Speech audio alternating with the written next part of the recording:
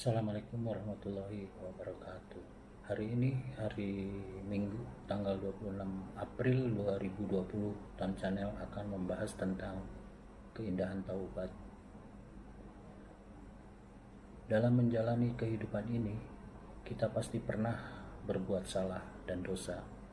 Hal demikian adalah manusiawi, sebab bukankah Rasulullah SAW berkata, setiap anak cucu Adam memiliki dosa, dan sebaik-baiknya pendosa adalah dia yang bertaubat.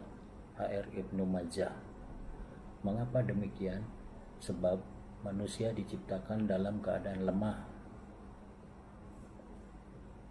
Allah hendak memberikan keringanan kepadamu, dan manusia dijadikan bersifat lemah. An-Nisa ayat 28. Manusia yang lemah itu diberikan jalan taubat sebagai wujud kasih sayang Allah kepada kita. Suatu hari Umar bin Khattab datang menghadap Rasulullah SAW dengan membawa beberapa orang tawanan. Di antara tawanan itu terlihat seorang wanita sedang mencari-cari anaknya. Lalu ketika dia mendapatkan seorang bayi di antara tawanan, dia langsung mengambil bayi itu, mendekapkannya ke perut untuk disusui. Rasulullah SAW berkata kepada kami, bagaimana pendapat kamu sekalian? Apakah wanita ini akan melemparkan anaknya ke dalam api? Kami menjawab, tidak, demi Allah, sedangkan dia mampu untuk tidak melemparkannya. Rasulullah SAW bersabda, sungguh Allah lebih mengasihi hambanya daripada wanita ini terhadap anaknya. HR Muslim. Karena demikian kasih dan sayangnya Allah pada kita, Allah sangat senang bila seorang hamba terlanjur berbuat dosa lalu bertaubat, berjanji sepenuh hati tak akan pernah mengulangi perbuatannya.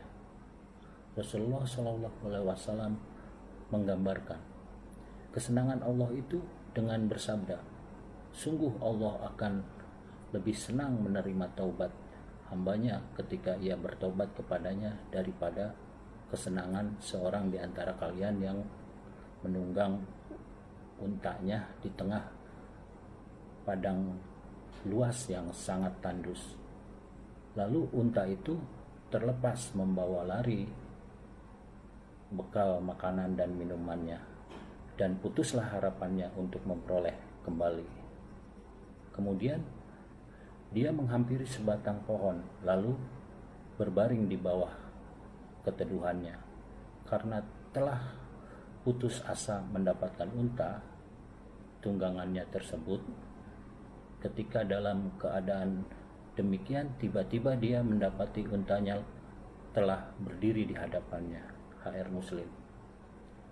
Seringkali kita merasa bahwa dosa yang kita lakukan hanya dosa-dosa kecil, sehingga tak diperlukan penyegaran dalam bertobat. Padahal kata Imam Ibnul Qayyim, jangan pernah meremehkan dosa-dosa kecil.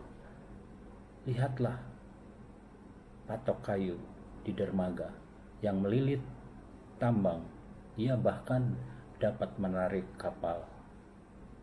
Taubat tidaklah sebatas usaha seorang hamba untuk memohon ampun dari Allah Subhanahu wa Ta'ala, tetapi sekaligus termasuk ibadah yang mulia di sisinya, karena perbuatan itu merupakan perintah dari Allah. Sebagaimana Allah berfirman dalam surat At-Tahrim ayat 8, yang artinya kurang lebih demikian, hai orang-orang yang beriman, bertobatlah kepada Allah dengan taubatan nasuha, taubat yang semurni-murninya. Mudah-mudahan Rabbmu akan menutupi kesalahan-kesalahanmu dan memasukkanmu ke dalam jannah yang mengalir di bawahnya sungai-sungai pada hari ketika Allah tidak menghinakan Nabi dan orang-orang mukmin yang bersama dia. Sedang cahaya mereka memancar di hadapan dan di sebelah kanan mereka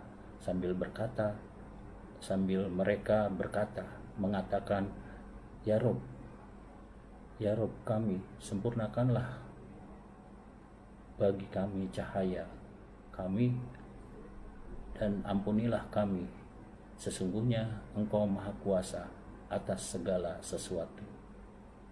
At-Tahrim ayat 8. Karena itulah taubat merupakan amalan para nabi.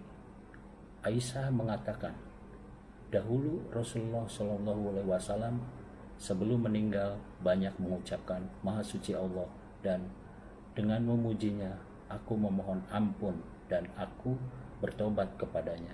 HR Bukhari Muslim. Demikian pula para nabi sebelumnya. Adam dan Hawa adalah dua manusia pertama yang pernah berbuat salah dan segera bertaubat. Allah mengabadikan taubat Adam dan Hawa dalam firman-Nya.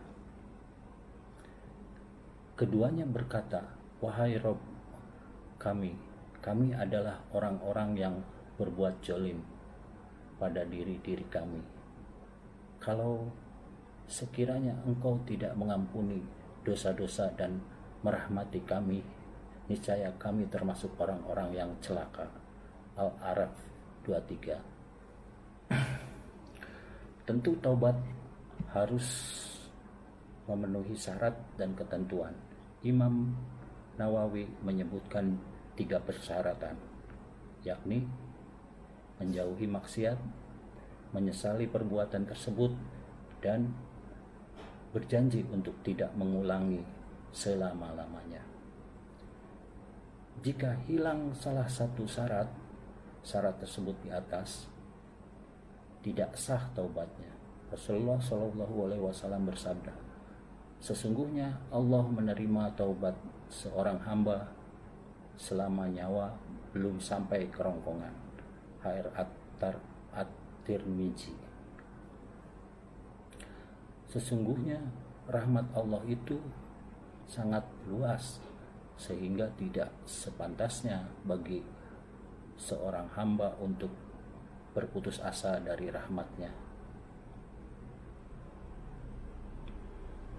Menutup khotbah ini menarik untuk mengutip Ibnul Qayyim. Sekali lagi katanya, sekiranya seorang pelaku maksiat mengetahui bahwa kenikmatan bertobat lebih dahsyat berlipat-lipat dari kelezatan maksiat, niscaya dia akan bersegera menuju taubat lebih cepat dari usahanya menggapai maksiat. Demikianlah, semoga kita semua ada dalam lindungan Allah Subhanahu wa ta'ala. La haula wa la quwata illa billahil aliyil azim. Amin amin ya rabbal alamin. Allahumma shalli ala sayyidina Muhammad wa ala sayyidina Muhammad. Ya Allah, berilah kami yang terbaik dari sisimu dalam segala hal, baik dalam urusan agama, dunia, dan akhirat. Dan tetapkanlah hati kami selalu istiqomah di jalan-Mu, jalan yang Engkau ridhoi. Dan semoga apa yang Tons Channel sampaikan saat ini bermanfaat buat teman-teman semua. Amin ya Rabb. Wabillahi taufiq wal hidayah. Wassalamualaikum warahmatullahi wabarakatuh.